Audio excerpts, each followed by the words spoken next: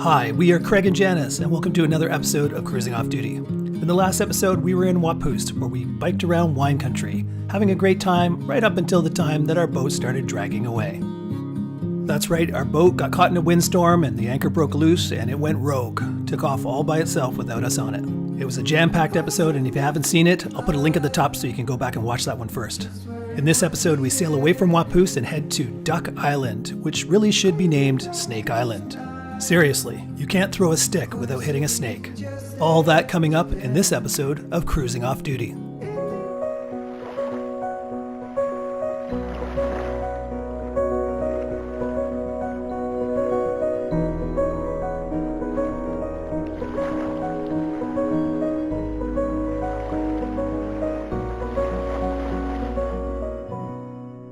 Morning. Morning. It's July 10th.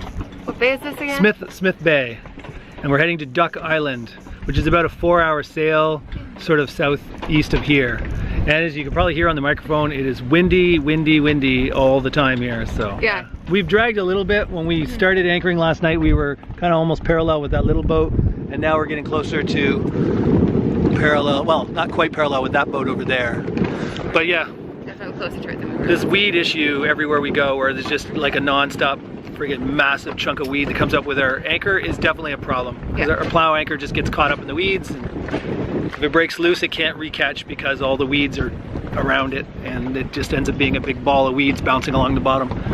So we haven't dragged very much, but it is crazy windy here. Seems like every day. So we're just gonna have to deal with this. To investigate if maybe the plow anchor isn't the ideal anchor for these weeds.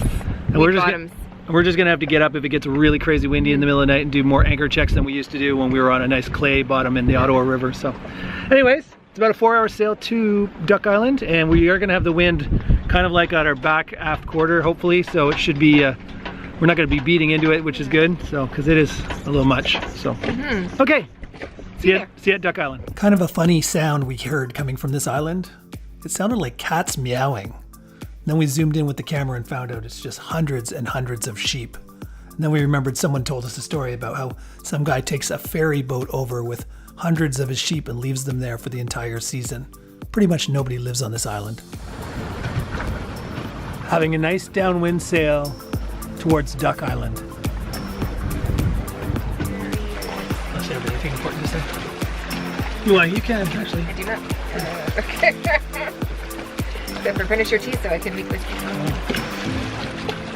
Okay, it's a very comfortable downwind sail. It's very relaxing, very peaceful. Yeah, no engine noise. Ah, there goes camera. Oopsie. Blooper. Okay, now I'm all crooked. Sideways. Okay, it's a nice down. We had a little blooper there. We had a little problem with the camera. So we're having a nice downwind sail to Duck Island. It was windier earlier. Yeah, the wind has calmed down. Seems like the wind has gotten... So now it's peaceful and quiet and relaxed. Really quiet, actually. It's 5.2 apparent knots of wind, which is a little less than I would love. But I like to get around 10 to 12 is good for the boat. It moves along fast without being too fast, too crazy. Anything above, I don't know, 16, 17, 18. It's no longer relaxing. It's no longer relaxing. Anything above 25 is just... We're cruisers, not white knuckling. racers. I like to chill. Yeah. I like being downwind too. You just need the Genoa out because the main just gets in the way. So going downwind, you can just have easy sailing with just the big Genoa out. So this is the life. So I bet you go make some whiskey coffee. Yeah, she's been saying, hurry up and drink your tea. I've got my green tea here. So I can make some coffee with some whiskey in it. So I'm like, all right. I don't know if we should be saying that while we're sailing. Oops. Anyways. Never mind that, disregard. One whiskey coffee. Just a tiny taste. What is it? 12:49. Booze o'clock. Booze o'clock. One drink, 1 ounce. Oh. Okay, that's it. Bye. Bye.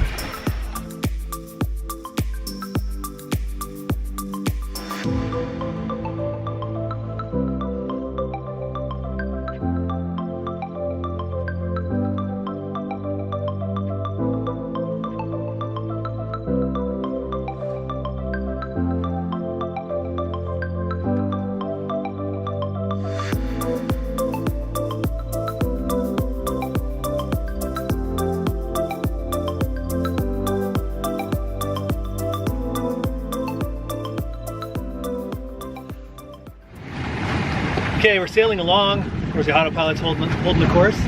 With some decent swells, so you might see the horizon change from time to time.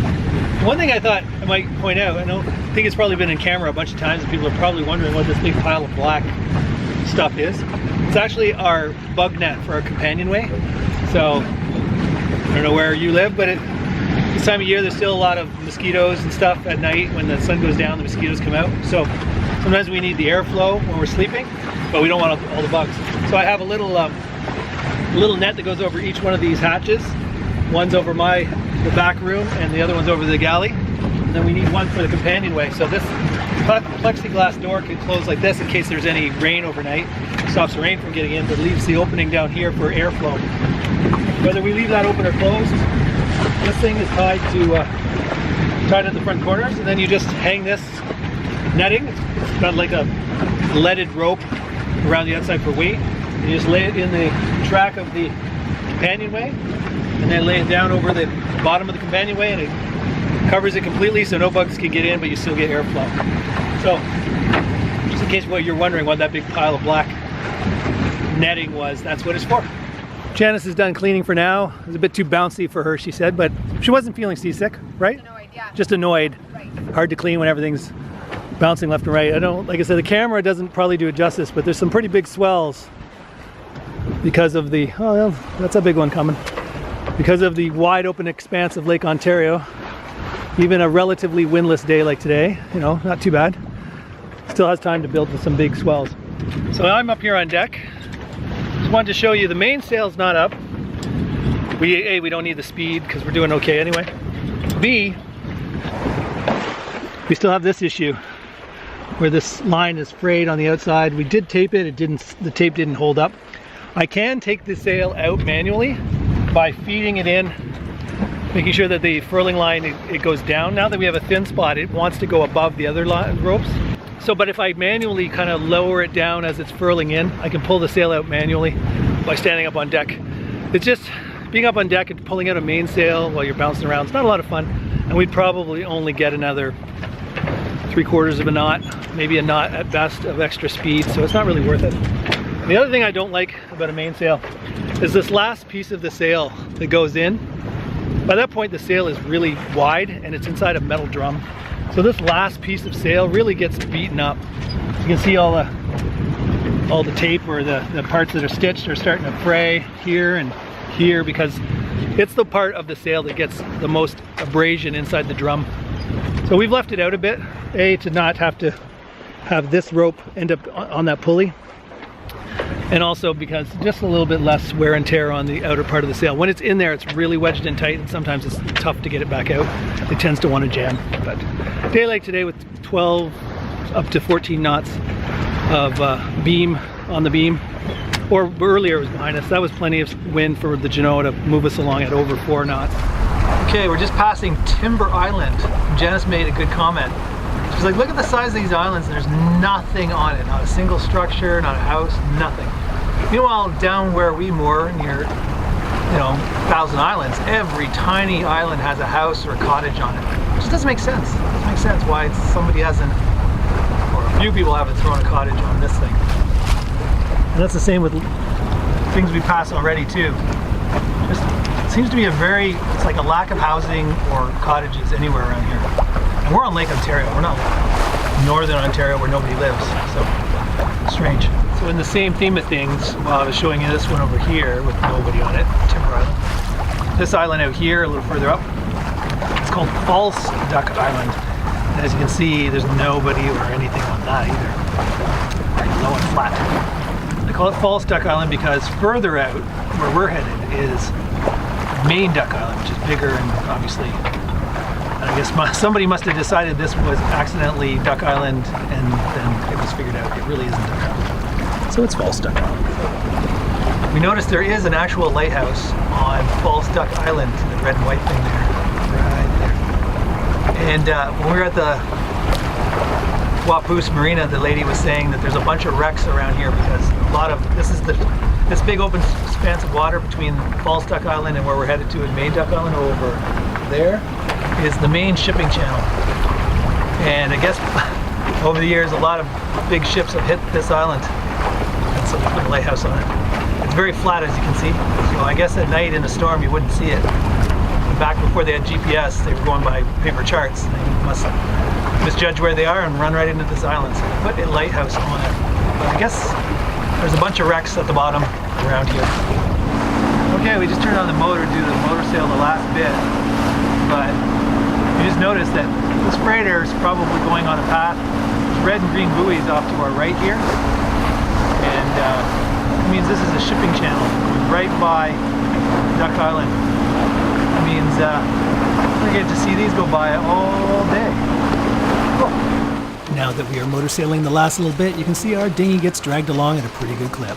When you get to Duck Island, you have two choices. You can anchor in the little bay next to the channel, or go down this channel to the government docks. Sometimes there's spots, sometimes there's not. Although these docks were put in and maintained by Parks Canada, I don't believe they actually expect anyone to pay. There's no box for you to put any money in, and from what we've been told, it's free to use.